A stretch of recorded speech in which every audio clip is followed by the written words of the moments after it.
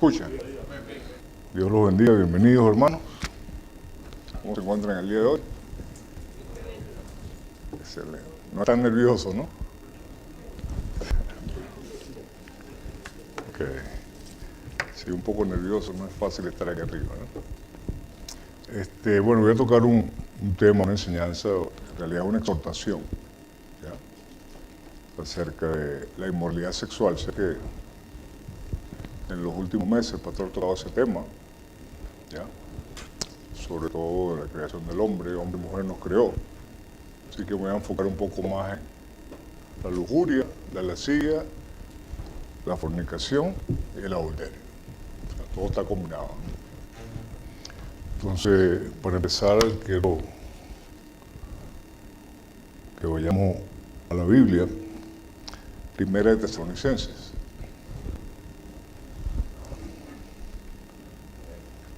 Primera de Tesalonicenses 4, versículos 3 y 4 y el 7. Yo lo uní junto, ¿no? O sea, lo puse todo junto para ver el contexto de lo que vamos a estar hablando el día de hoy. ¿Ya está ahí? Dice así la palabra de Dios.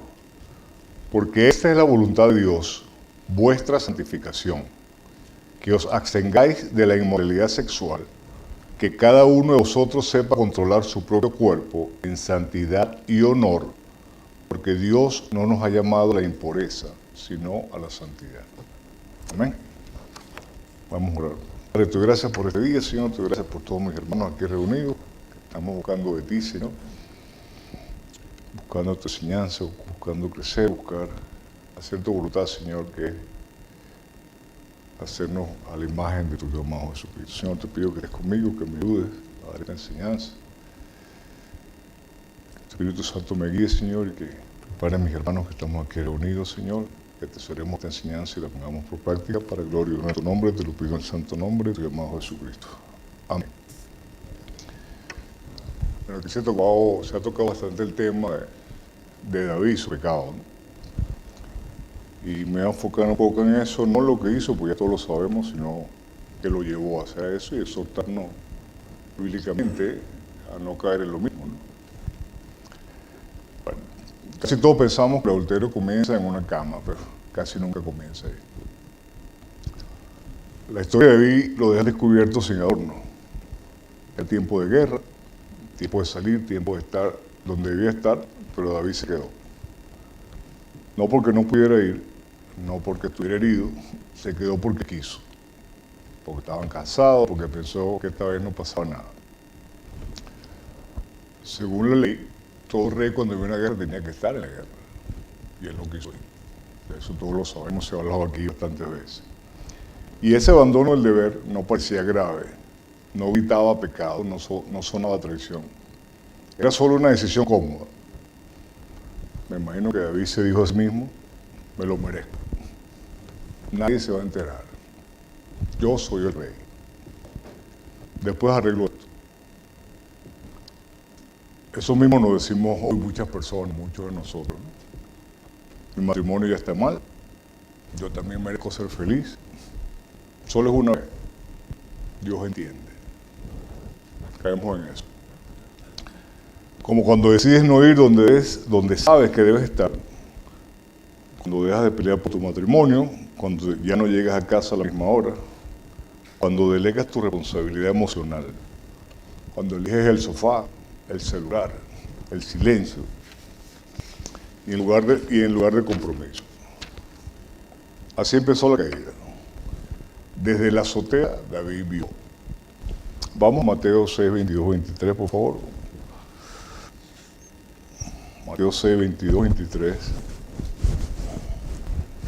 Me llama la atención esta parte que dice, desde la azotea David vio y no apartó la mirada.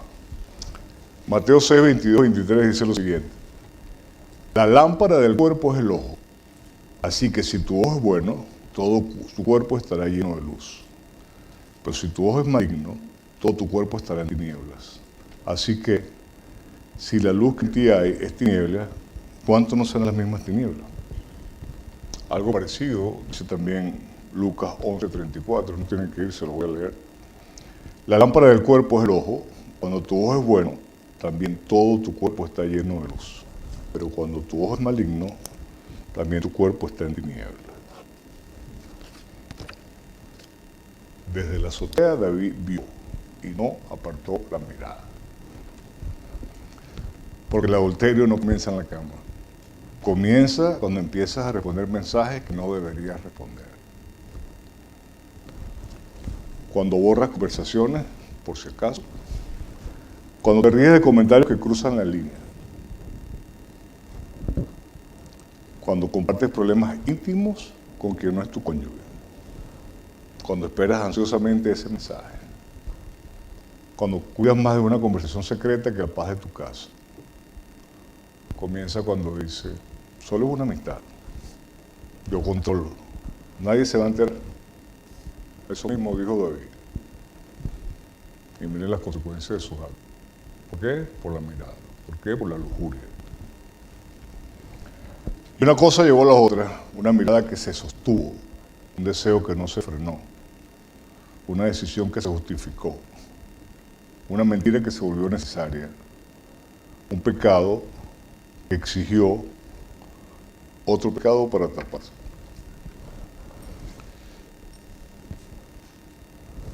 Marcos 7, 20 y 23 dice lo siguiente.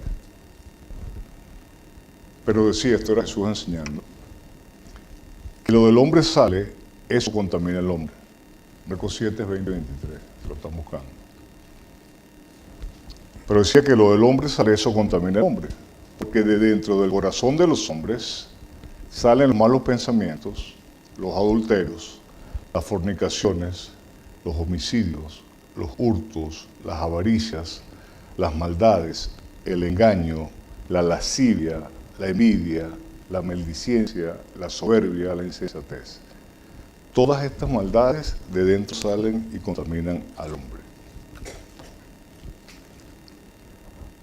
El adulterio nunca viene solo, siempre cobra interés. David no solo traicionó a Betsabé y a su esposo, averiguándose que el esposo de él es nombrado como uno de los 37 guerreros que ayudó a David a que llegara al trono. Tenía miles de guerreros, pero él era uno de los 37 principales. Y lo traicionó. David traicionó su palabra, traicionó su llamado, traicionó al hombre que sabía quién era delante de Dios, porque el adulterio no traiciona solo a una persona, traiciona promesas, traiciona hogares, traiciona hijos. Y aún así siguió funcionando, siguió gobernando y siguió sonriendo, como muchos hoy, que piensan que también lo que están haciendo. Pensamos, o personas que siguen yendo a la iglesia, que siguen trabajando, que siguen cumpliendo horarios, pero por dentro están vacíos, culpables, divididos. Porque el pecado no siempre destruye la vida pública de inmediato, primero destruye el corazón. Y eso es porque es lo que tenemos en nuestro corazón. Santiago 1, del 13 al 15, si pueden ir conmigo. Santiago 1, del 13 al 15, dice así la palabra de Dios. Cuando alguno es tentado, no diga que es tentado de parte de Dios, porque Dios no puede ser tentado por el mal, ni Él tienta a nadie, sino que cada uno es tentado cuando de su propia concupiscencia es atraído y seducido. Entonces la concupiscencia, después que ha concebido, da a luz el pecado, y el pecado, siendo consumado, da luz a la muerte.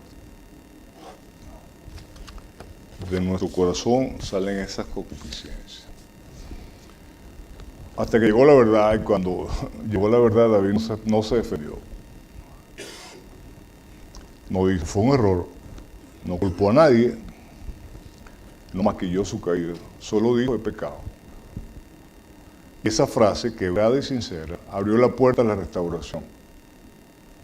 No sin lágrimas, no sin consecuencias, pero con perdón. Porque Dios condena el adulterio, lo llama pecado. No lo justifica con emociones ni con excusas modernas, pero también extiende gracia al que deja de esconderse. Esto que estoy hablando no es para señalar a nadie, tal vez es para detenernos al tiempo. Y antes de responder ese mensaje, antes de seguir esa conversación, antes de cruzar esa línea, que en realidad no se cruza de golpe, sino paso a paso. Porque nadie cae de repente. Se cae cuando se deja de cuidar el corazón. Y Dios no nos advierte para quitarnos libertad, sino para salvarnos de un dolor que no perdona.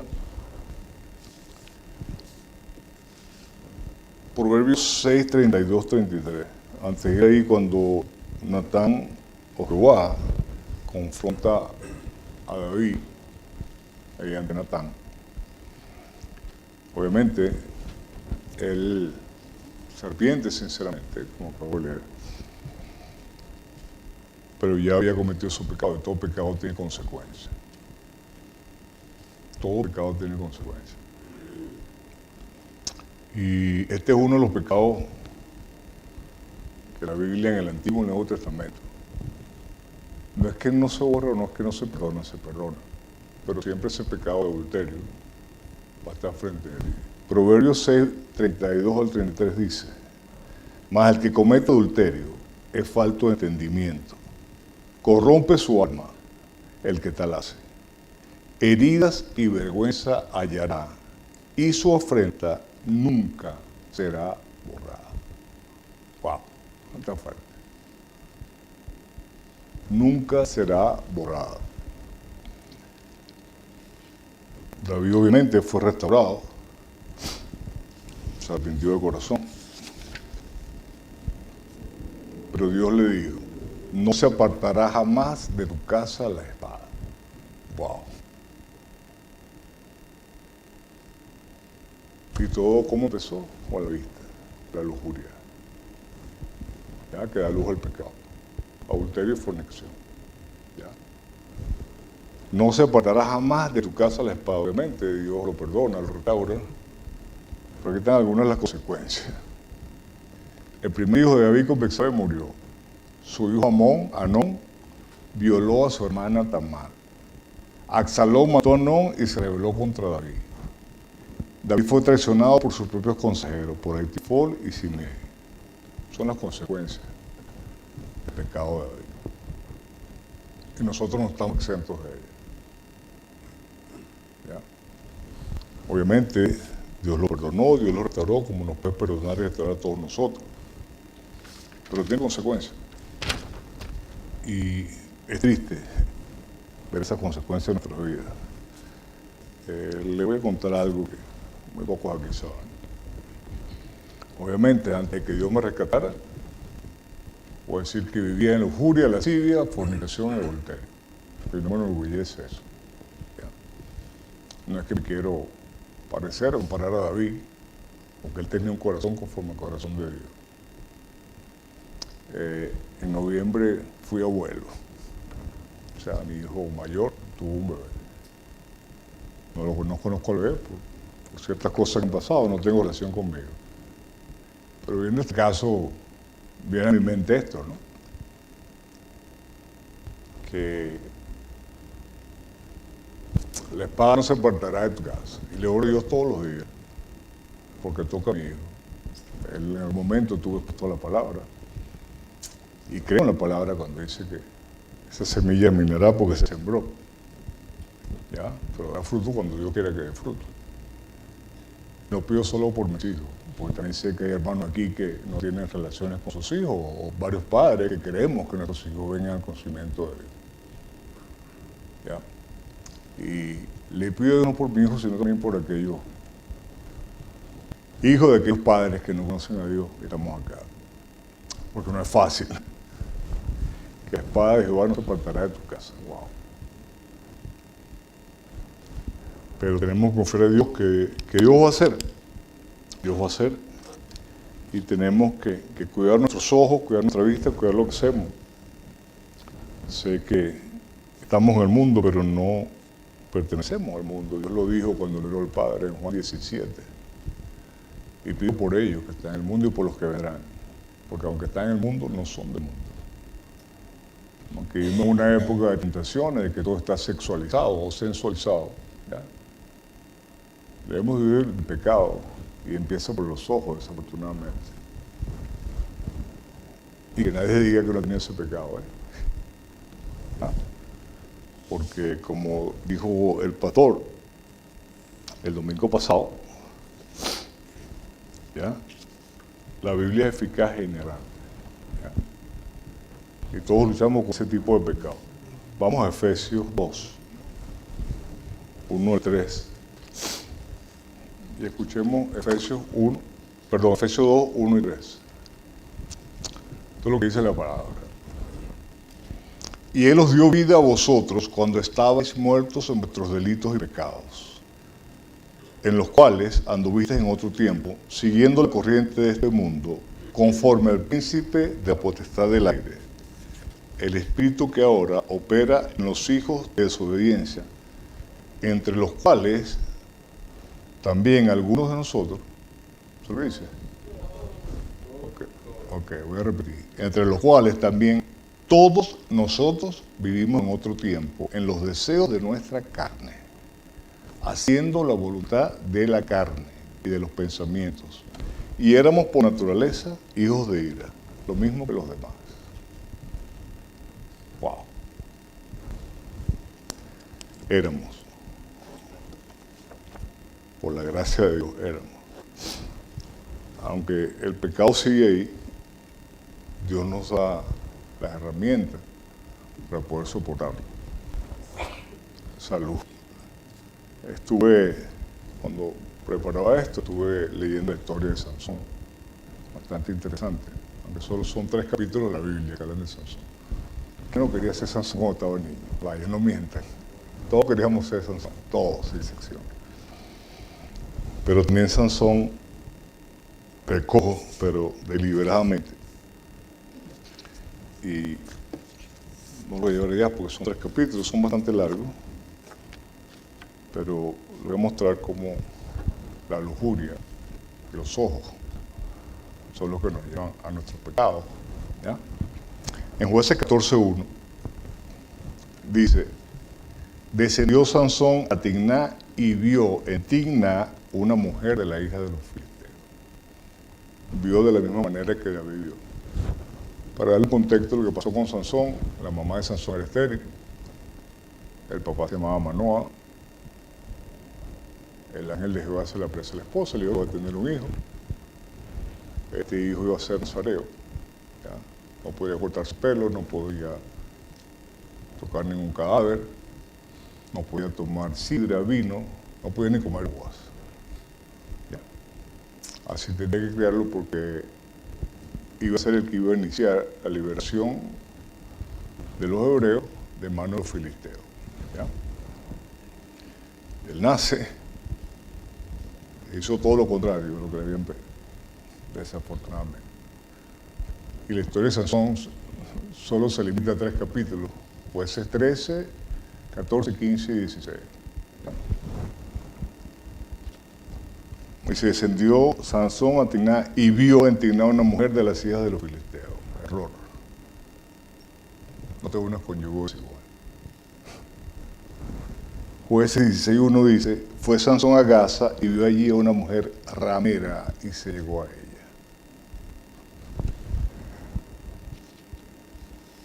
Bastante triste la historia de Sansón. Se casó con Timná, hizo una fiesta de 7 días, se embriagaron. Eso es lo que no debía haber hecho. Después conoce a Dalila, que se presume también, la Biblia no lo especifica, que es filistea, o que era filistea. Y según lo que estoy averiguando, según algunos eruditos, Dalila viene de la raíz hebrea Lilach, termina en H, significa dama de noche. O sea, posiblemente la gente se le ponía nombre de acuerdo a lo que era, ¿no? También la misma raíz se usa para la palabra coqueta o cariñosa. Eso lo significaba Dalila. Y se llegó a ella, era su mujer, concubina. ¿Ya? O sea, nada de lo que se supone que tenía que haber hecho, lo hizo. Le reveló por presión de ella cuál era su secreto. Le rapan el pelo, pierde su fuerza según él. ¿Ya? Y después los filisteos lo agarran y le sacan los ojos. Wow. gracias a Dios, la Biblia usa hipérbole, ¿no? Porque si fuese literal, Iglesia Bautista Central de Ocala no creo que lo llamaríamos. Si es Bautista Central de los Tuertos de Ocala. ¿Ya? Mateo 5:29. ¿Pueden ir conmigo?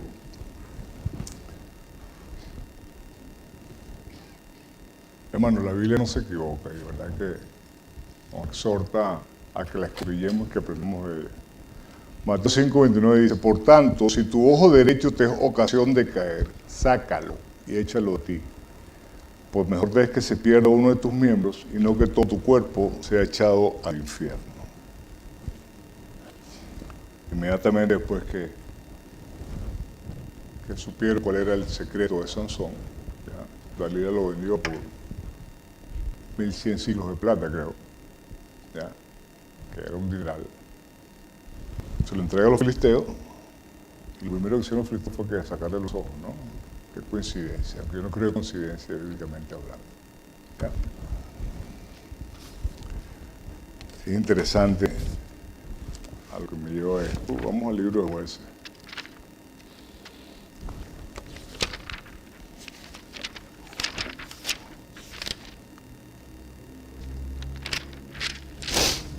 Jueces.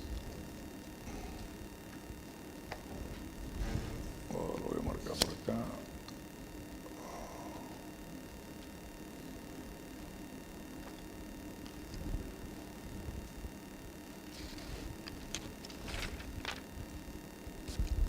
Jueces 16.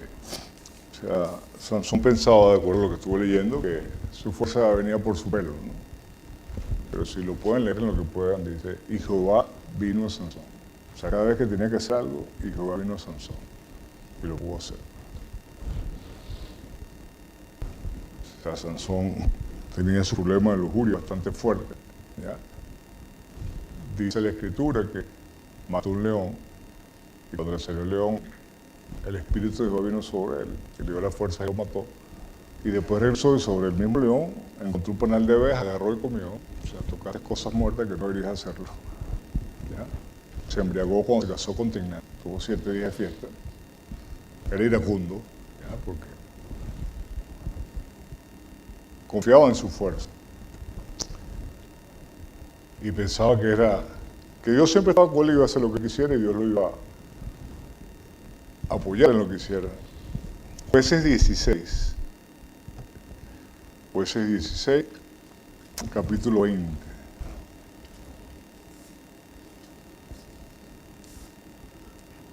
Jueces 16, capítulo 20.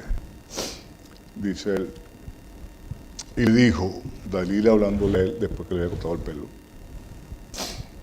Y le dijo, Sansón, los filisteos sobre ti.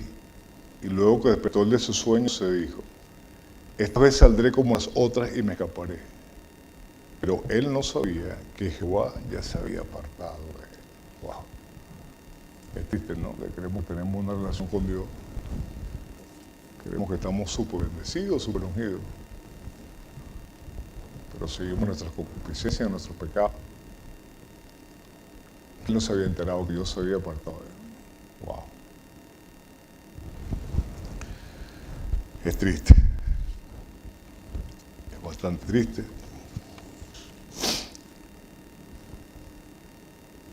Y siguiendo con lo de la lujuria, que eso es lo que ha llevado y hemos visto a dónde ha llevado a hombres en la Biblia, ¿no? Porque siempre va a tener una consecuencia. Una exhortación también para las damas. 1 Timoteo 2, de 9 al 10, si nos puede acompañar ahí.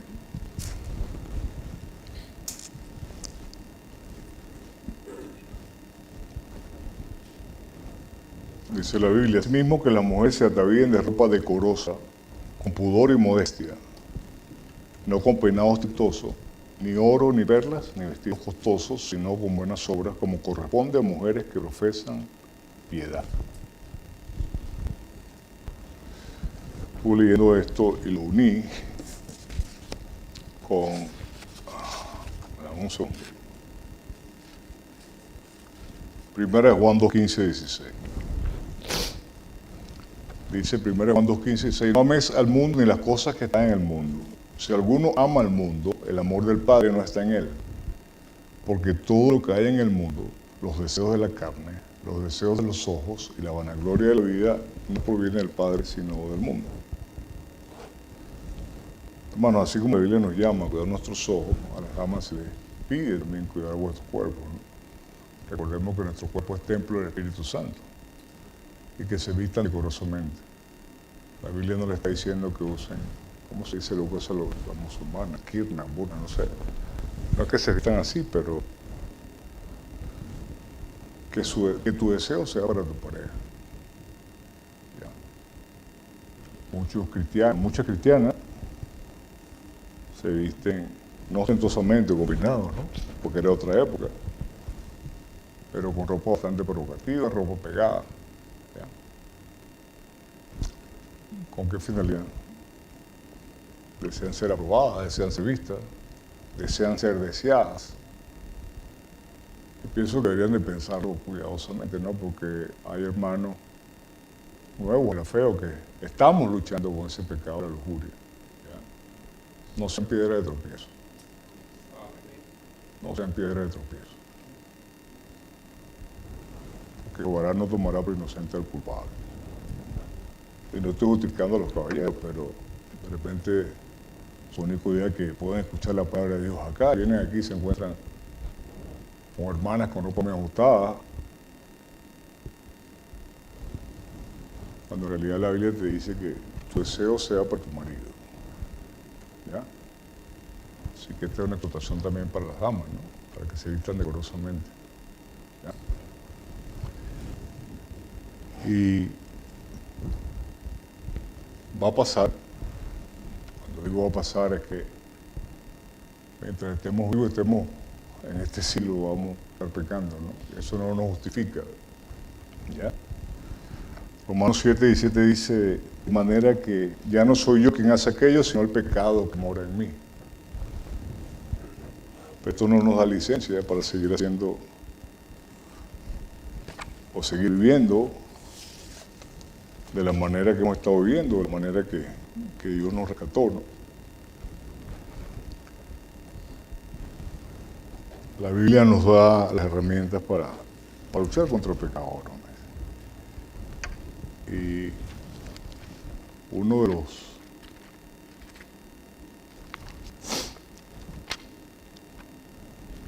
los versículos que encontré acá también está en Génesis, cómo podemos escapar de la lujuria y el pecado de la carne, ¿no? Génesis 39. Génesis 39 nos habla de la historia de José, la esposa de Potifar. Todos conocemos quién fue José en la Biblia, ¿verdad? Los hermanos lo vendieron, se hizo esclavo, lo llevaron a Egipto. Y va a ser el segundo después del faraón. ¿Ya? Miren lo que dice la Biblia de José.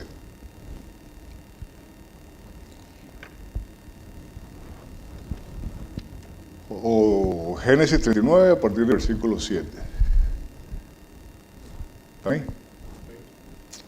Dice así la palabra. Aconteció después de esto que la mujer de su amo, la mujer de Potifar,